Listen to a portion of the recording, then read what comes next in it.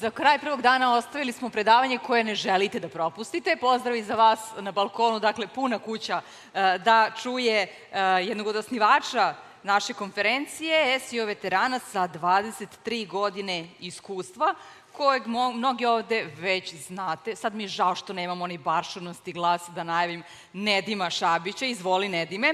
U ovom keynote izlaganju otkriće koje SEO tačke zaista mogu da udvostruče ili uduplaju prodaju vašeg web shopa u 2025. godini. Pozdrav za Nedima Šabića.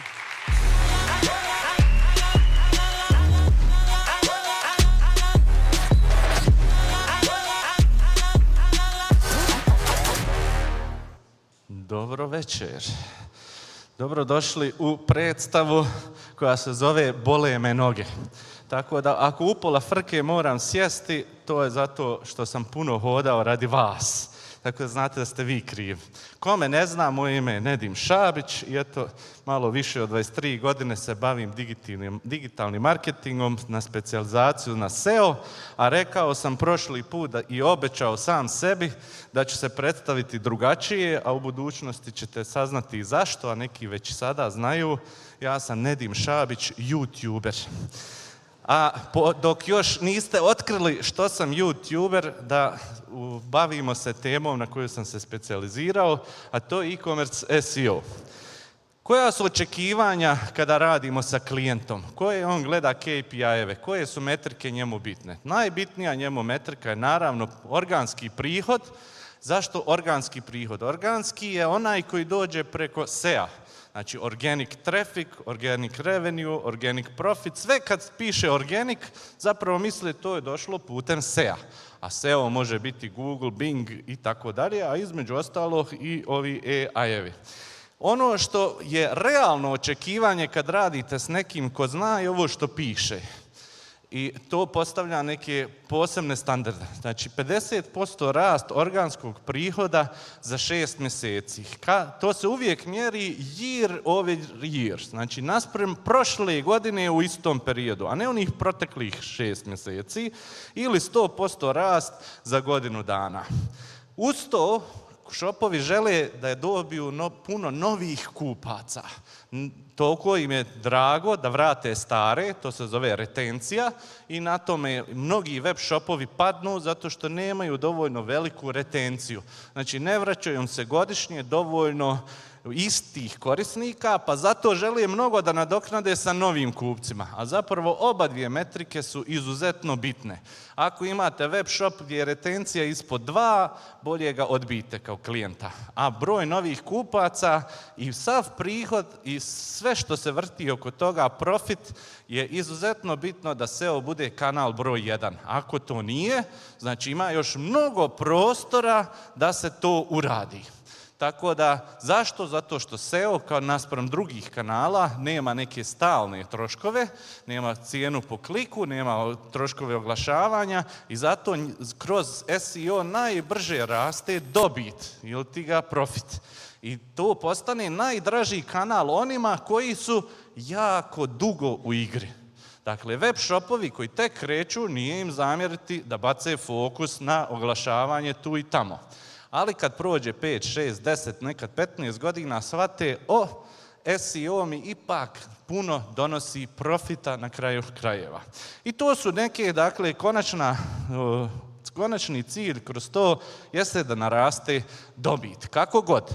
Ali moram ovdje pojasniti, jer me Varga već krivo gleda, jeste da SEO funkcioniše kao i svi ostali kanali, najbolje kad su prepleteni sa svim ostalim kanalima. Znači, ne može se raditi samo SEO, ne može se samo raditi Facebook oglašavanje, ne može se samo raditi Google Ads, samo email marketing, samo ovo, samo ono, nego treba stajati na što više noga, što stabilnije. Tek kad se isprepleću ti svi kanali, dobijemo najbolje. Kratki primjer, dođe sa Googlea organski ili preko oglasa, pobjegne na Facebook, pratimo ga Facebook retargeting oglasima. Ili obrnuto, dođe sa Facebooka pa ga pratimo Google display oglasima, pa onda putem organskog, kad se odluči šta će kupiti, ga opet uhvatimo. I tako stalno hvatamo jedan dio tog kolača. Kako je moguće uopšte tako nešto obećati kad ima 2000 SEO faktora? Znači ja bi sad trebao krenuti nabrajati i negdje sutra ujutro bi završili s tim nabrajanjem. Od tih 2000 jedno 200 je izuzetno bitnih faktora, ali za e-commerce SEO se može izdvojiti neki 30-ak koji treba odmah popraviti. Samo što je tu sad mučka? Mučka je da treba u ispravnom redoslijedu i popravljati, inače neće donijeti ovo što smo obećali na početku, to jest da je očekivanje da rast bude 50% za 6 mjeseci ili da se udupla prihod organski za godinu dana. Pa kako treba krenuti? Krenemo od link juice raspodjele. Piše ovdje podnaslov, štednja je nekad podjednako bitna kao priliv. Ono što je recimo sad Brzica pričao, što je pričao Matija tamo, sve se vrdi oko toga da dobijemo što više link juice-a sa eksternih domena. Dakle, neko linkuje na nas, kupimo članak, kupimo obavijest, PR, kupimo expire domenu, uradimo šta god, sve to radimo da dobijemo tog link juice-a. A ja ću taj link juice zvat ljubav. Znači, ako neko stavi link ka vama, a niste mu platili, znači da on vas nešto gotivi, voli ili makar ima neke simpatije, smatra da ste korisni i tako dalje. I tu ljubav vi skupljate na domeni. Uglavnom se linkuje na domenu. Rijetko kada na neku podstranicu, ima i toga, ali pretežno kad bi rekli da se uglavnom linkuje na domenu, nećemo pogriješiti. I ta domena, ona treba imati homepage. I sad prva greška kod shopova, strpaju shop u folder. Nije im početna stranica shopa domena, nego trpaju neki folder /shop.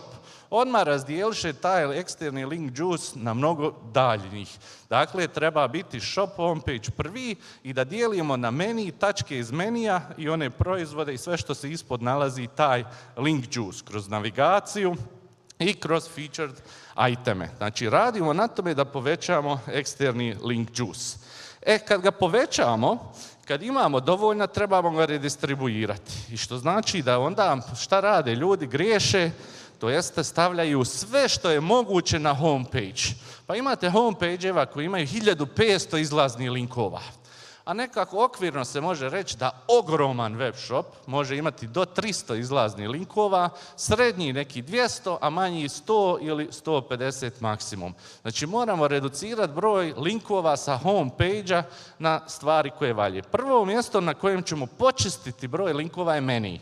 Ovo je primjer jednog shopa iz Amerike gdje su ljudi strpali sve u meni, imate 800 linkova u meniju. Znači oni su sve živo linkali od kategorija, level 1 podkategorija, level 2 podkategorija, level 3 podkategorija, level 4, nedobog, ne znam, imaju level 5.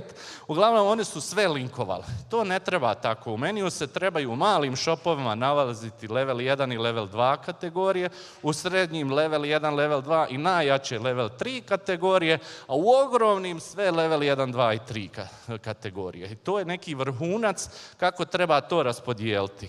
I tu treba stavljati uglavnom kategorije levela 1, 2 ili 3. Evo jedan primjer kako se to može fino, uredno uraditi, iako je sajt ogroman. Ovo je jedan od većih sajtova u Americi, ovo je njihov takozvani OBI, ali nije, zove se OBI. I kod njih, evo fino imate, oni imaju preko 12.000 kategorija, ali ipak su se dogovorili šta će sve to u meniju da stane i tako dalje. I ovaj sajt, iako je ogroman, ima malo manje od 200 izlaznih linkova sa homepage-a. Znači, biramo mi sada, pošto su nama sa strane dali toliku ljubav, na šta ćemo mi to interno raspodijeliti. I uvijek daješ ljubav onom djetetu koje je najmanje ljubavi dobilo. Znači, ako u Google nismo baš za nešto uspjeli, želimo progurati u top 10, u top 3, onda to guramo dalje. Ali ne kroz meni. Znači, imamo drugo mjesto kroz koje to guramo. Naučit ćemo kasnije koje. Onda imamo ovdje slajdere sa proizvodima. To ćete jako često vidjeti. Ko što je Milan na klinici rekao, slajderi su rijetko kada dobra ideja. Ukinite sve slajdere na početnoj. Nije bitno je li slajder gore na vrhu, je li slajder proizvoda, slajder blog artikala, bilo čega. Jer ti slajderi se ne koriste. Kad kažem ne koriste, uvijek smatram broj korisnika ispod 1%. To za mene niko više to ne koristi. Sad ovdje imamo više problema. Prvo u ovom slajderu ima 50 proizvoda, recimo kod ovoga, a svaki ovaj boks ima 3 linka. Da vidimo radi li ovaj pointer. Evo ga radi. Evo ga, recimo ovaj box ima link na sliku, link na title, link na add to cart i ima ovdje link na ovo free battery deals. Znači 4 linka puta 50 proizvoda, 200 linkova u ovom slajderu. Svaki box, produkt box treba imati jedan link. Znači cijeli jedan box je jedan link, a ovaj add to cart button uradimo u JavaScriptu da ga Google ne vidi i onda ga i ne broji. Tako možemo smanjiti, ali smanjimo broj proizvoda na 6, koliko korisnik inicijalno vidi i sasvim je dovoljno. Zašto? Gazde, vlasnici web shopova smatraju da korisnici navigiraju tako što dođu na homepage pa klikaju kroz meni i tako dalje.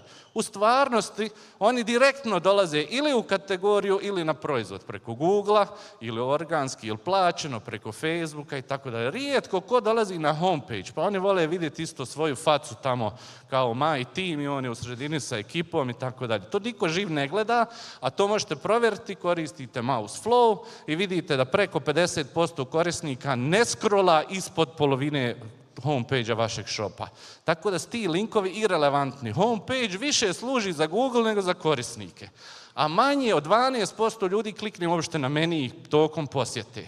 Znači, navigiranje na način na koji mi zamišljamo da ljudi navigiraju nije baš istina, zato treba malo iskoristiti, to počistiti da bi dobili što veću SEO korist. Primjer isto brendovi. Imamo razne brendove na stranci, pa slajder stavi svih 50 brendova što ima na stranci. Ti brand landing page-evi su bitni ako ti imaš mogućnost, ako si ogroman shop, pa možeš sad rangirati za Adidas u Bosni, Hrvatskoj, Srbiji. Ako nisi toliko velik da možeš za Adidas rangirati, što će ti Adidas logo na početnoj i da vodi na brand landing page za Adidas, kad ti nemaš uopšte šanse da za to rangiraš. Znači, brand logotipe na brand landing page-evi ima smisla samo stavljati u ogromnim shopovima. Svi ostali skloniti. Ovo je takozvani footer. Jel? I u njega isto ljudi trpaju sve živo i ovdje kad sjedneš pola sata razmisliš, vidiš da pola od toga nikome živom ne treba, da je to neki legacy. Ona ima pravnih linkova koji su rekli u pravnoj službi da moraju biti, a kad ih pitaš koja je kazna, ako to ne stavimo, kažu pa ne znam, pa ovo. Skloniš sve za što nema kazne zakonski, nema potrebe. I ono što koristi korisniku, jel? I kao što smo naučili, mi se trudimo da dovedemo ljude na page i onda imamo ove social media linkove koji nas vode sa strance. Njima je mjesto uglavnom u footeru, a sve to možemo zamaskirati. Sad oni koji uče SEO znaju, imaju takozvane PRG maske, pa JavaScript maske i tako dalje. Te linkove možemo skloniti da i Google ne vidi. Znači imamo i tu taktiku da link ostane, ali da ga Google ne vidi. I tako smo počistili homepage i raspodijelili link juice kako treba. Sad dolazimo do problema koji se zove entitet. Google kada uđe u jedan shop ili bilo koju web stranicu na svijetu, mora iz prve da prepozna o čem se tu radi. I evo vam primjer. Znači ovo su fiktivne kategorije nekog shopa. Tuš, kade i kabine, česme i lavaboji, sanitarije i sudoperi. Šta treba letiti? Šta je ovdje viška? Tuš, kade i kabine, toalet, česme i lavaboji, toalet, sanitarije, toalet, a sudoperi, kuhinja. Znači, mora letiti.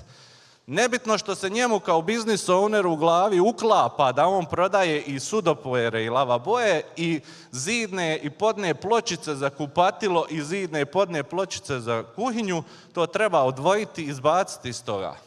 Znači, nema to je miješanje entiteta. Toliko treba ići. Sad ovo možete dići na veći nivo. Ja sam namjerno uzeo ovako jedan plitak primjer. Evo još jedan.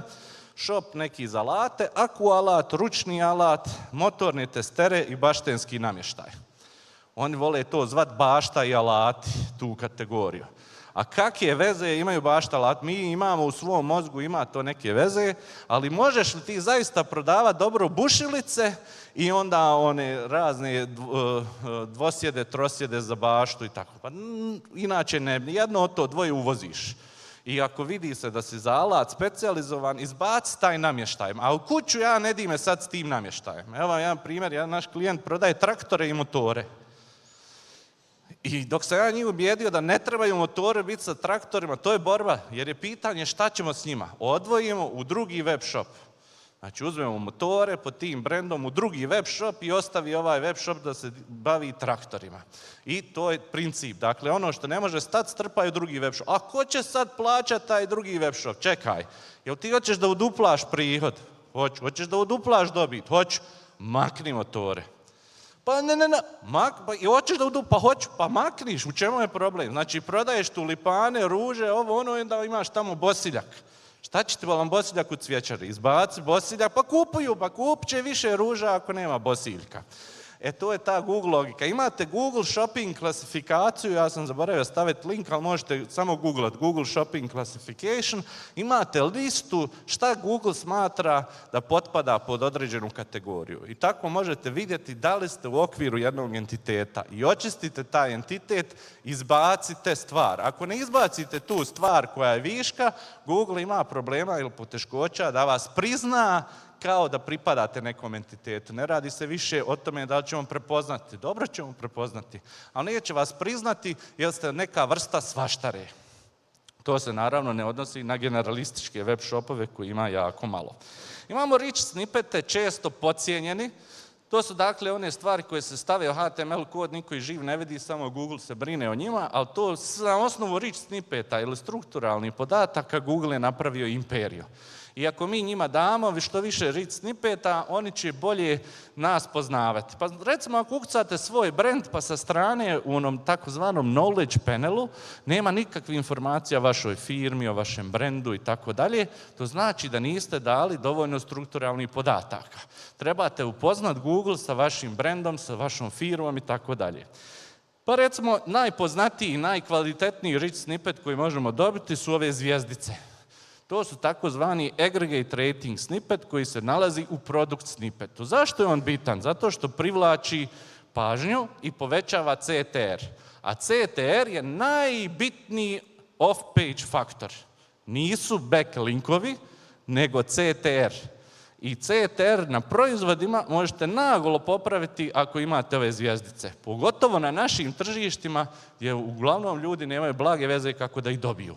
Ubaciš aggregate rating snippet, evo ga ovako, uradiš da je povezan zaista sa ratingom i onda radi. Ono što inicijalno možete uraditi, to mi je Darko Brzica šapnuo, zezam se, možete inicijalno isfejkati ove vrijednosti.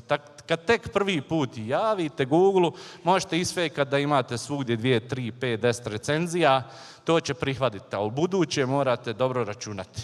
Mora u Bosni biti neka prečica, ne može to ispravno sve. Dobro, sljedeće je website snippet, da im kažete da ste vi web stranica, zvuči glupo, ali to je bitno. I ovdje imate potential action, da im kažete koja ima dodatnu akcija ili zašto je svrha vašeg shopa i tu možete staviti ako imate search box da koristite to kao ovaj target.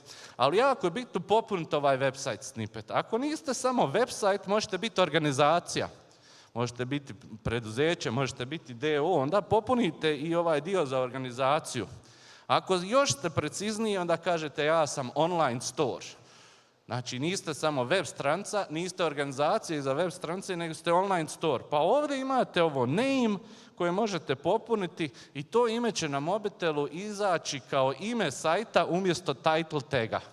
Vi znate da title tag i meta description ovdje u Google, kad se vratimo, ovo što vidimo naslov, to je title tag na stranici, opis ispod je meta description, a na mobitelu vidite ovo Billiger.de gore što piše, to vuče iz tog site name taga i njega zaborave popuniti, a možemo se sa njim igrati. Dakle, bitno je da web shop ima rich snippet, online store i da je ovo lijepo popunjeno. Imate image i logo, zvuči isto, ali nije. Image je nešto što će prikazati u određenim slučajevima, a logo u drugim. Dakle, jedno je rektulan, onak pravougaono, drugo je kvadratično. Pa morate imati dvije slike da Google zna gdje će njih staviti.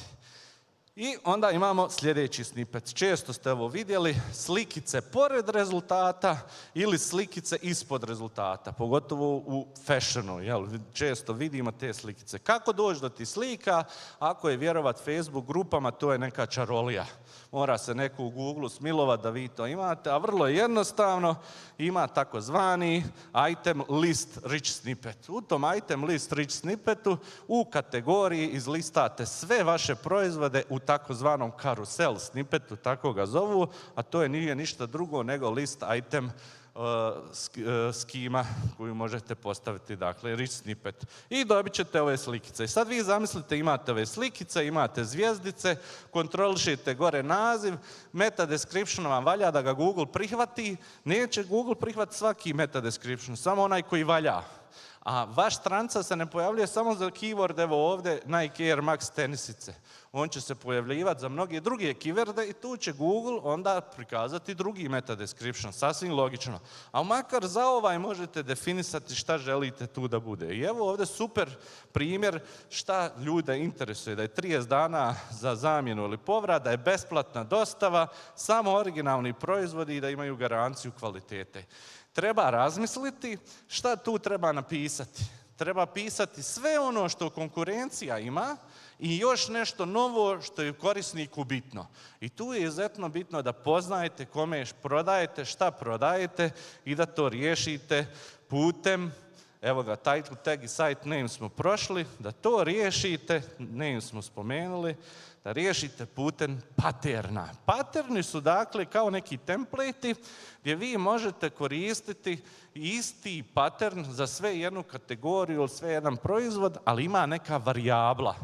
Znači, možete staviti brendove koji su u toj kategoriji. Pa recimo kaže, kod motornih testera imamo Makita, Bosch, Einhell i tako dalje, što bi značilo u prijevodu da pattern glasi koji pišete, kod nas možete pronaći pa varijabla brand, tačka, besplatna dostava, tačka. I onda on izlista 5 osnovnih brendova koje imate. To s programerima dogovorite i to radi za svaku kategoriju. Ne morate za svaku kategoriju posebno pisati. Zašto to predlažem? Zato što je ljudima bitno kad googlaju, recimo veš mašine, moj omiljeni primjer, oni vole da vide koje brendove vi imate u shopu. To je polazna tačka da on probudi mu se radoznalost da uđe unutra i ako imaš besplatna dostava kod nas na Balkanu, jako, jako bitno, iako je svi uračunaju u cijenu, ali koga briga korisnika za to. Dobro, sad imamo taj link juice, trebamo ga nadoliti i vidjeli smo da ima raznih metoda za nadoljevanje. Evo najbolje metode za web shopove. Nemojte reći, Nedim rekao najbolja backlinking metoda na svijetu je ta. Ne, za web shopove je sljedeća. Dakle, treba nam eksternog link juice-a da ga opet raspodijelimo putem homepage-a. Uradit ćemo sljedeće. Native PR, link building. PR, znamo šta je svi.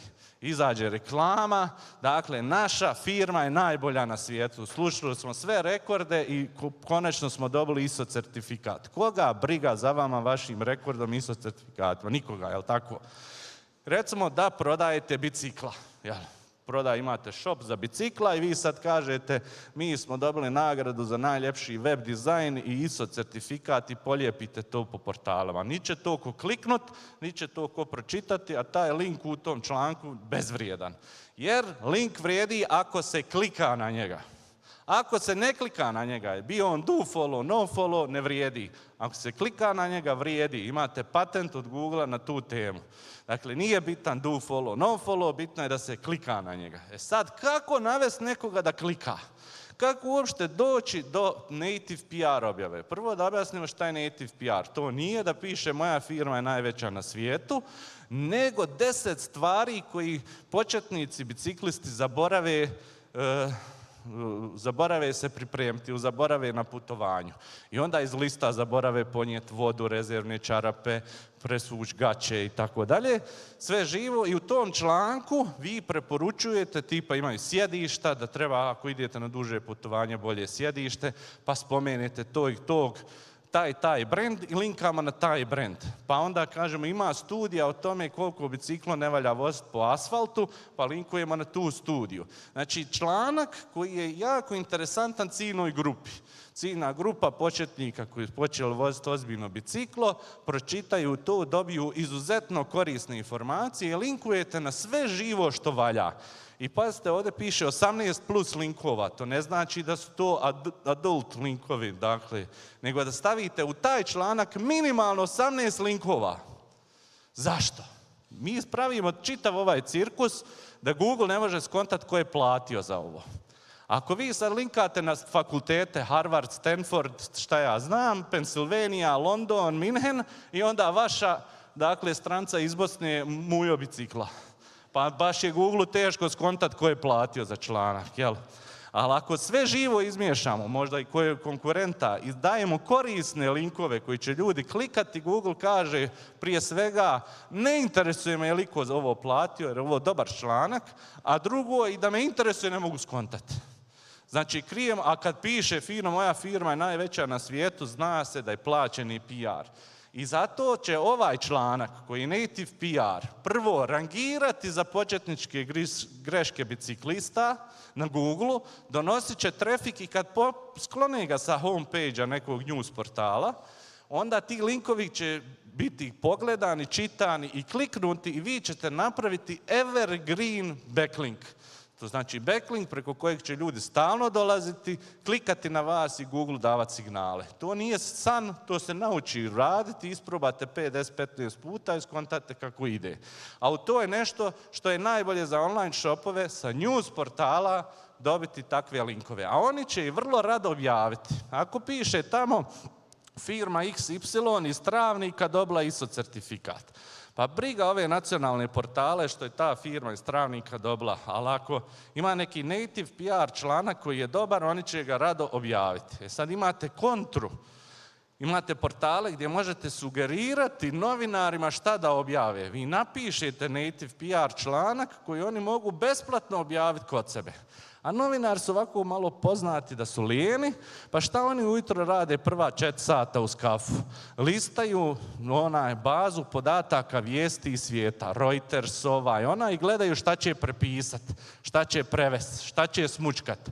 I sad ako u toj gomili sranja, da izvinete, izađe članak neki domaći koji je jako koristan, koji je vezan za kulturu i tako dalje, recimo najbolji roštiljski recepti. Ne možemo mi kopirati članak iz Amerike ili iz Njemačke jer oni ne znaju roštiljati.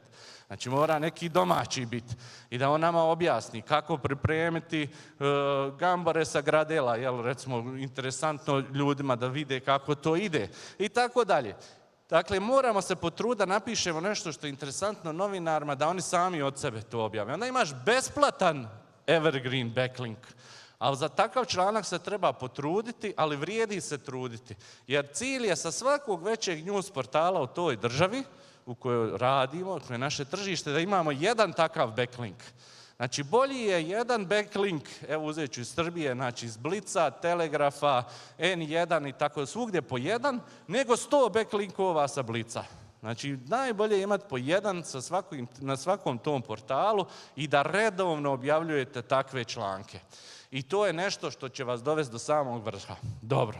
I nagrada za trud je da ćete biti pozicionirani gdje drugi vas samo mogu skinuti, ono što kažu, treba mi skinuti zvijezde s neba. Internacionalizacija. Neki žele da prodaju komšijama, susjedima, i onda sve stave na jednu domenu, na jedan jezik, ili ne dao Bog se sjete prodavati Austrijancima, Švicarcima, Talijanima, Francuzima, i onda kao, ma šta zna, oni svi pričaju engleski jezik, šta me ne briga, ja ću to staviti na bosanskom i na engleskom, pa to ide, neće Švabo nikad preko engleskog da kupi, osim ako nisu neke CNC mašine sa dijamantskim nekim, ne znam ni ja što on tamo ne može da nabavi. Dakle, ako prodaješ B2C robu ili B2B jeftiniju robu, trebaš na jeziku na kojem se u toj državi priča. Ali ne trebaju folderi ili podjele shopa biti po jezicima, nego po državi. Što znači, ako ćeš prodavati u Austriju, Njemačku i Švicarsku, trebaju ti još 3 shopa za Austriju, za Njemačku i Švicarsku. Zašto? Švicarac neće da kupi sa DE domene, Austrijanac neće sa švicarske, niti njemačke, a Švabo kad vidi švicarsku i austrijsku domenu, odmah je ugasi. I tako taj zapadni svijet funkcioniše. Nebitno što francuski pričaju i u Belgiji i u Francuskoj, neće Belgijanac kupiti na francuskoj domeni. I vi trebate, i Google isto tako reagira, on hoće putem tog href lang taga, koji je ovdje 3. tačka, da ti njemu definišeš koji jezik u kojoj zemlji. Pa možete recimo razmišljati, pošto u nas takvih konstelacija malo, a recimo u Americi je jako popularno da googlaju na španskom i da žele špansku verziju, ali u dolarima. Zato što puno ima Hispanjolaca, oni koriste svoj jezik, ali su navikli na dolar i oni žele tu varijantu.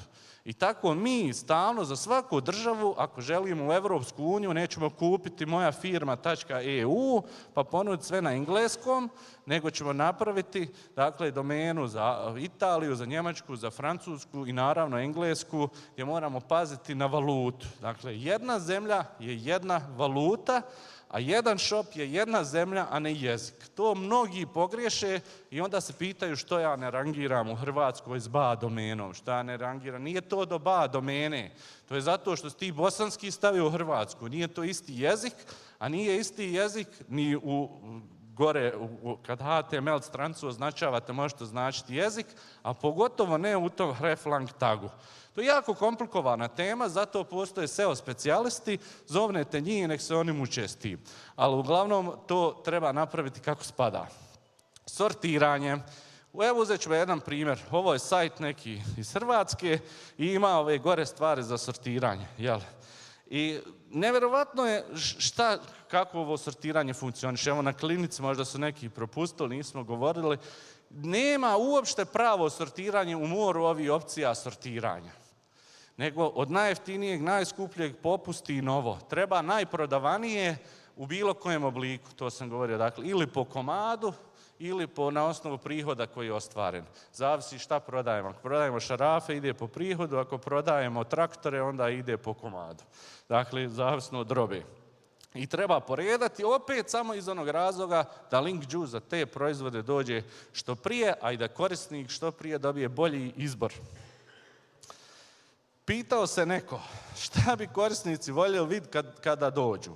Najprodavanije proizvode po komadu ili po prihodu. To je stalno postaviš sebi pitanje. Znači zoom out, ono što se nama desi, profesionalna deformacija, dugo gledamo u jednog klijenta i više ne možemo se baciti u ulogu korisnika. Kad se radi o sortiranju, razmisli da ja ovdje kupujem, šta bi ja volio prvo vidjeti. I nebitno koliko je komplikovano to što si ti zamislio, to treba napraviti, jer će to donijeti lovu, a vrti se ovo sve ovako nekako u e-commerce u lovi. I imamo filtere. Filteri su pogrešan naziv. Neću puno o tome dužiti. Oni koji se bave programiranjem znati će sljedeće.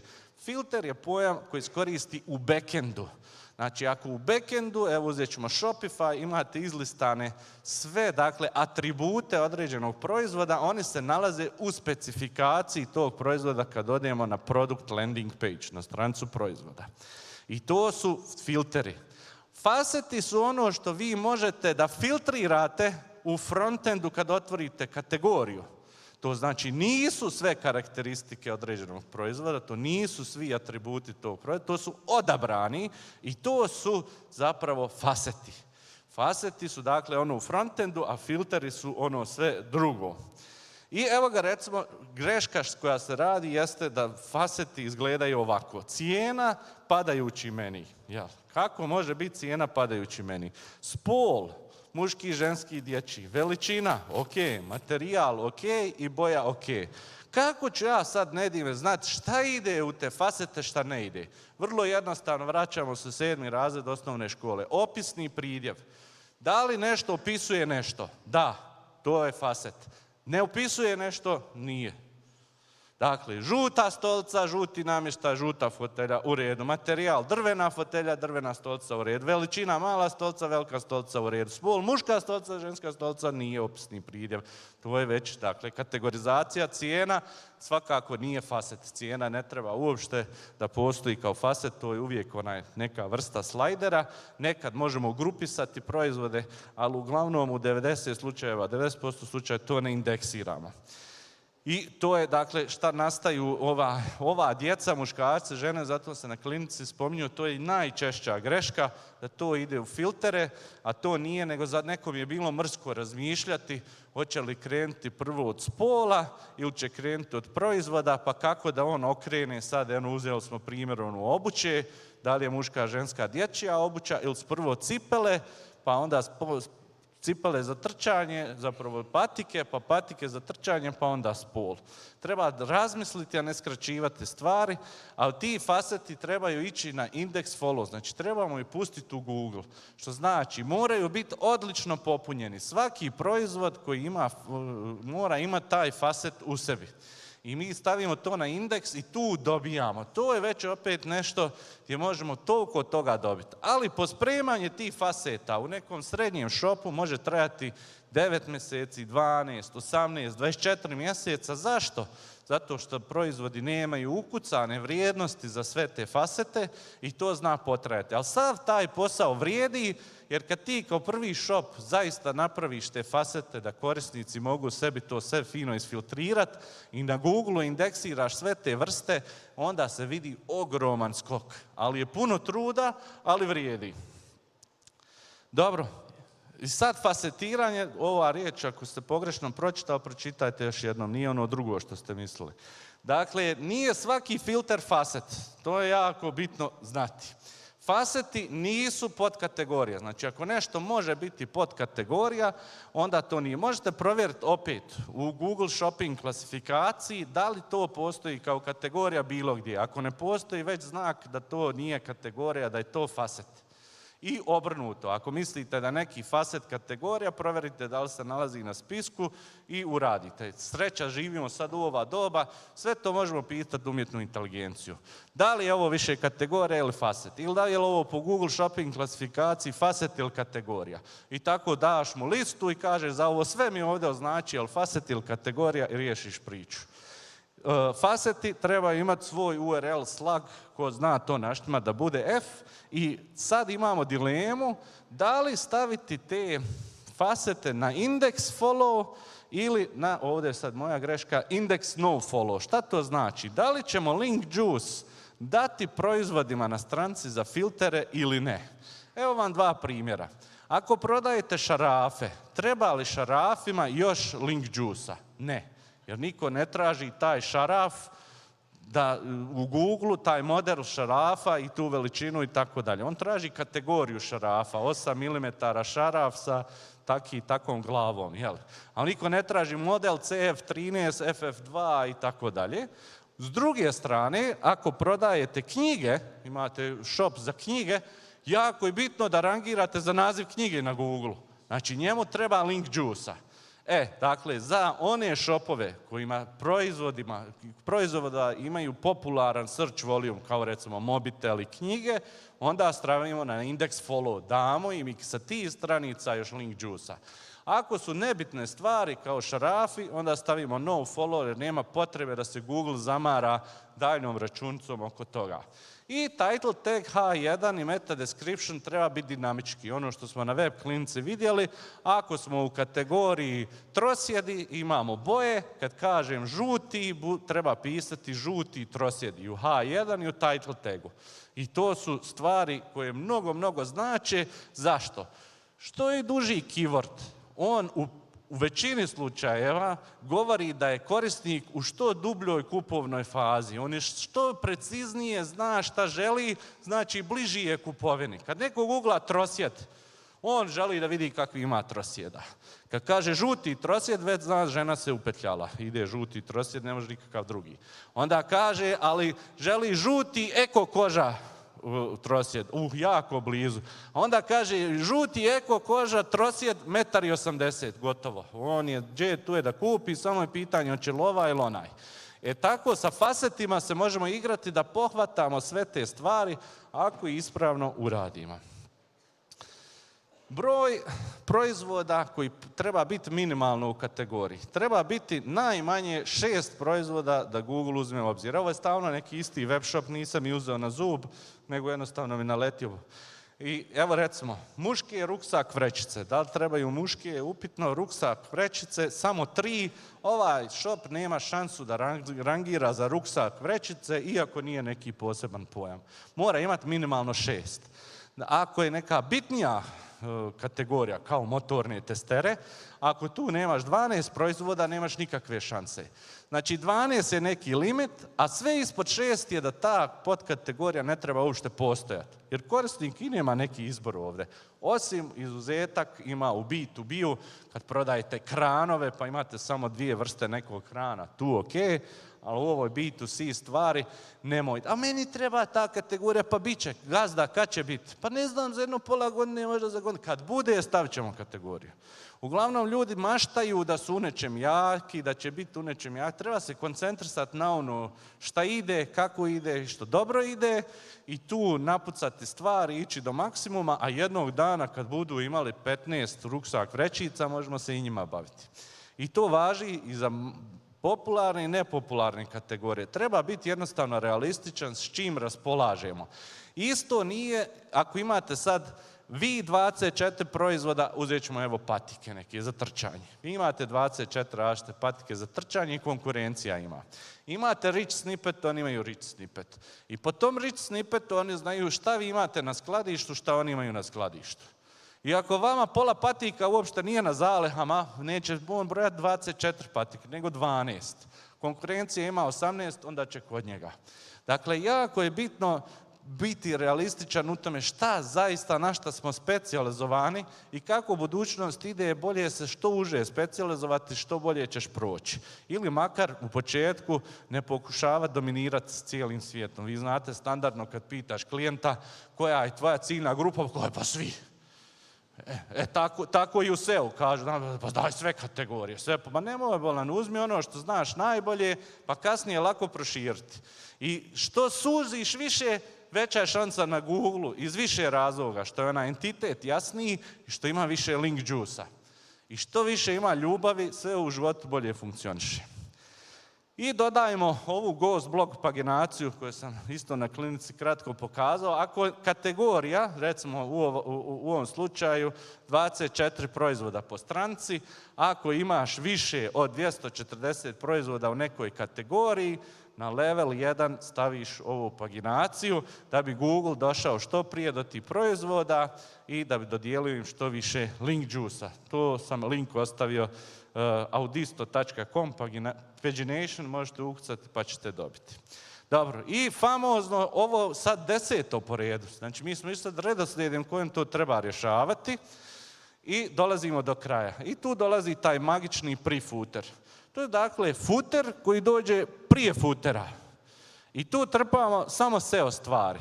I tu možemo trpati level 4 kategorije, level 5 kategorije, proizvode, određeni blok članke, šta god želimo da se skoči jako brzo na prvu stranicu. Primjera radi, dakle imamo kategorije dubine 3 ili 4 ili 5 nekada i nalazimo se u top 20 na Google, ali nikako da uđemo u top 10. Na homepage-u postaviš pre-footer, linkuješ tu level 4 kategoriju tu i ona će preko noći bukvalno uletiti u top 10. To je taj moćni link juice. Tek kad dođete do ove mašinerije, da imate pre-footer i sa njim možete regulisati, ide sezona bazena, bazene u pre-footer 3 mjeseca prije, oni izlete u top 10 i vi rangirate u top 3 do kraja. I tako možete kontrolisati kojoj kategoriji, kojem proizvodu dajete dodatno link juice-a. Jedino što nema smisla staviti u taj pre-footer sa homepage-a je nešto što već ima link sa homepage-a. Šta će ti 2 linka? Neće tu duplat link juice, nego ostaje isti link juice. Ovo je stranica target.com, jedan od top 10 najvećih online shopova u Americi i kad kliknete na ovo vidite tiny malu strelicu ovdje, ovo se desi. I ja nisam mogao screenshotati uopšte. Pa kaj, to je ružno, ko će u to gledati? Čekajte ljudi, smo malo prije ustanovili da u homepage-u jako rijetko neko dođe do dna. A ako dođe do dna, ko će još kliknuti na ovu ovdje strelcu? I iza te strelce stavi, brate, šta god hoćeš. Ali ovo će ti pomoći. Ali je bitno, sad dolazi ono, da nije kao futer. Ako vam je futer siv, nek vam je ovo bijelo. Ako je futer bijel, nek ovo bude crno. Znači, nek se razlikuje da Google može da prepozna. Šta to Google radi? Ima patent, zove se Main Content Detection od Googlea. Google prepoznaje šta je main content i šta je navigacija. I u liku koji je bio, dakle, gdje je iscurio dio algoritma nenamjerno, jeste da navigaciji daju duplo više link juice-a, onda ovom main contentu normalno link juice-a, a linkovima u footer pola. Tako da ne smije Google prepoznati da je ovo footer, nego da je pre-footer. E sad, ko želi izvoditi da izvinete na izradu pizdarije, on može onda u svakoj kategoriji ima drugi pre-footer. Pa u svake level 1 kategorije kontrolisati koji će proizvode gurat, koji će podkategorije gurat, tako. I to može granularno ići, može na blogu, može vamo, možeš imati pre-footer u impresumu, na kontakt formularu koji ima link juice-a koliko hoćeš, a ništa na njemu se ne nalazi i tako dalje. I to sve kad sabereš, to je sve dakle s Google strane je više nego rado viđeno, sve je legalno, a kad sve se ovo sabere, samo ovih 10 stvari, uduplaćete taj prihod i profit. Ovo sam ja nešto krenuo snimati na engleskom, e-commerce SEO, na YouTube-u, to je kanal se zove SEO Lexi, kao SEO Lexi, SEO Galaksija i tu imate na sve jednu ovu temu što sam ja spomenuo video od 5, 10, 15, pola sata i duže u kojem se ulazi kako te stvari raditi. Nažalost, 40 minuta na konverziji nije dovoljno da se to sve objasni. Ovo je inspiracija da znate, ali je bitan redoslijed, eto makar ste dobili redoslijed. Tako da, ako niste pogledali, pogledajte ako želite SEO Lexi na YouTube-u, a od mene je za danas dosta, pa možemo preći na pitanje. Hvala.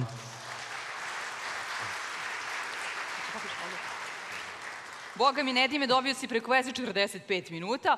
Pokažite Nedimu YouTuberu ljubav, dakle zapratite njegov kanal.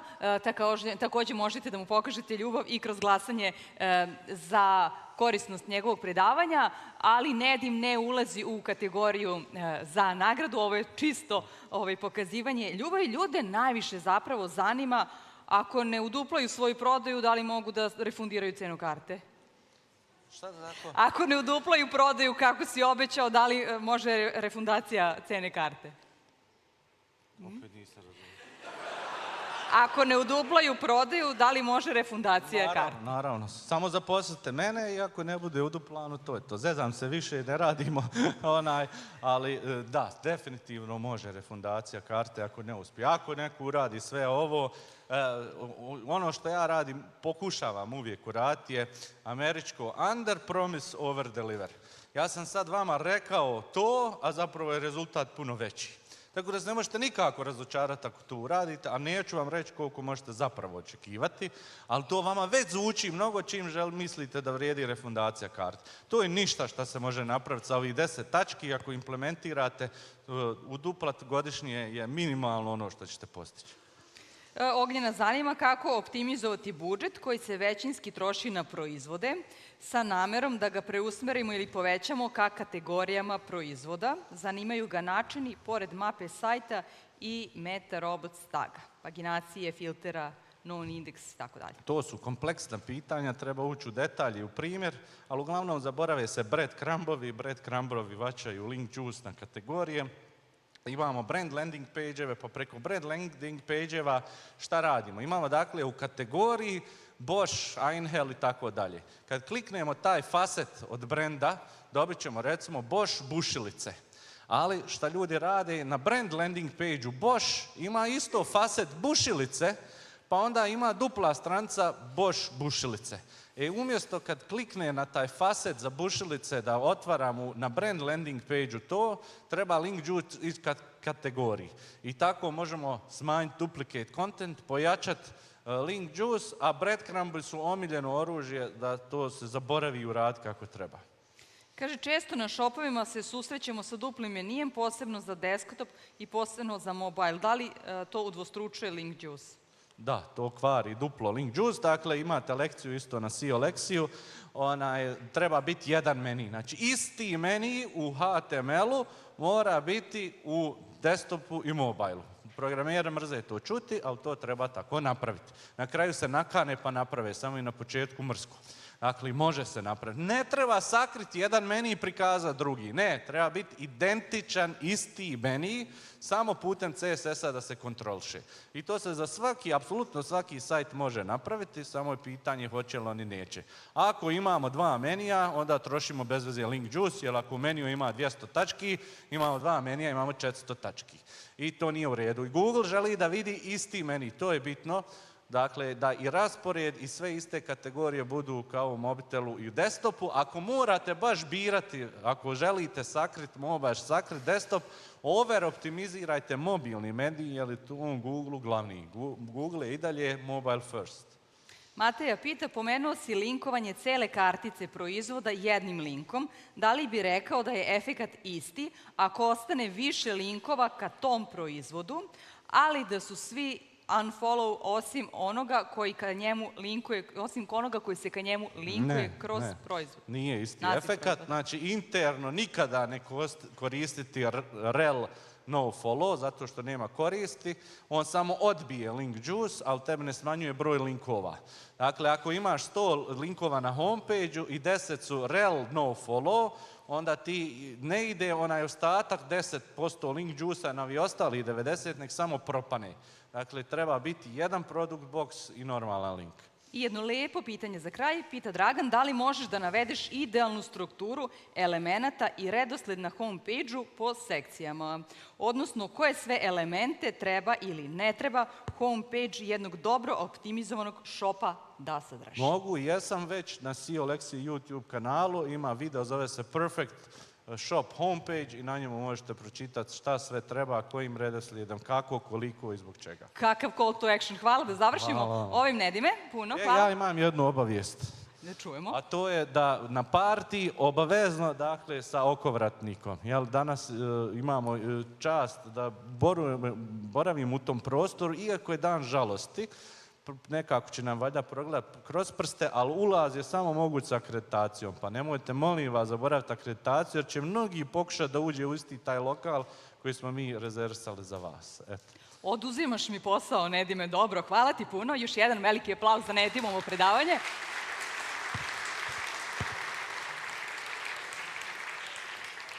Dakle, hvala vam na pažnji što ste ostali evo do 18 časova na prvom danu konverzije. Nadamo se da ste uživali i naučili mnogo toga.